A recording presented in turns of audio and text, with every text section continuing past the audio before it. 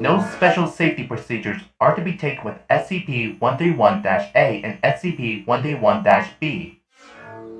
They are free to travel about Site-19 so long as they do not attempt to enter any restricted areas or attempt to leave the facility. The casual contact with the subjects is permitted, but it is recommended that such contact be kept to a minimum to prevent the creatures from forming an attachment to the personnel. Hourly tasks are to be kept on the subjects at all times. Failure to account for their presence at these times constitutes a Level 1 lockdown situation. Any report of abuse or mistreatment of the subjects will result in a harsh reprimand.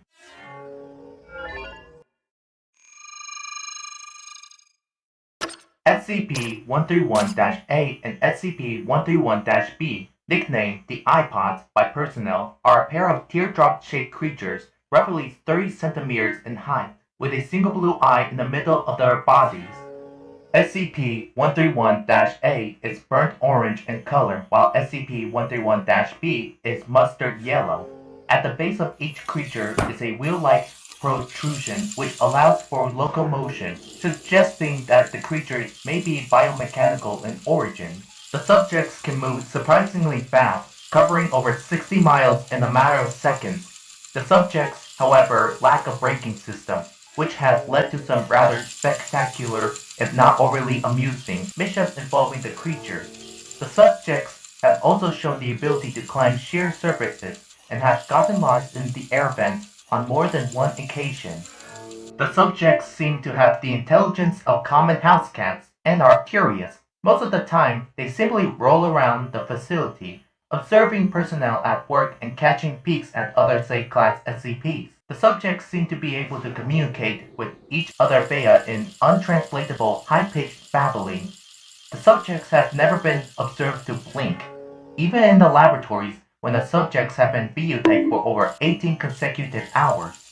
The subjects seem to respond well to any affection given to them and will quickly bond to the giver of said affection, much in the same way a puppy bonds with a human being. They will follow anyone or anything they may bond with anywhere, even into normally restricted areas. Although curious, the subjects can sense danger in their general vicinity, and if the object of their bond begins to approach something we register as dangerous, like Euclid or Kier class objects, they will swarm around their bonded companion's feet while babbling in a panicked tone, as if to warn them. Because of the daily dangers faced by Site-19 staff in dealing with Euclid and Kier class objects, it is recommended that staff avoid making attempts to bond with the subjects, as it can pose a distraction during delicate operations and experiments and may pose a danger to the subjects themselves. If the subjects are ignored by their bonded target long enough, they will eventually lose interest and return to their normal activities.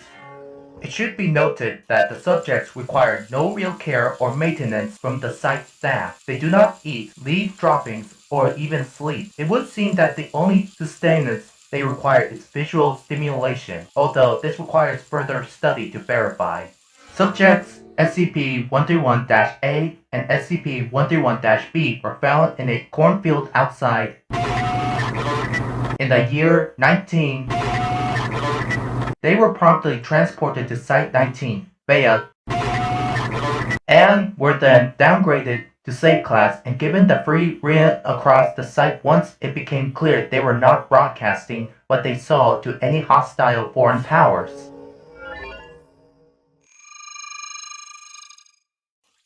During an incident that took place on the subjects followed one of the cleaning staff on routine clean the container of SCP-173.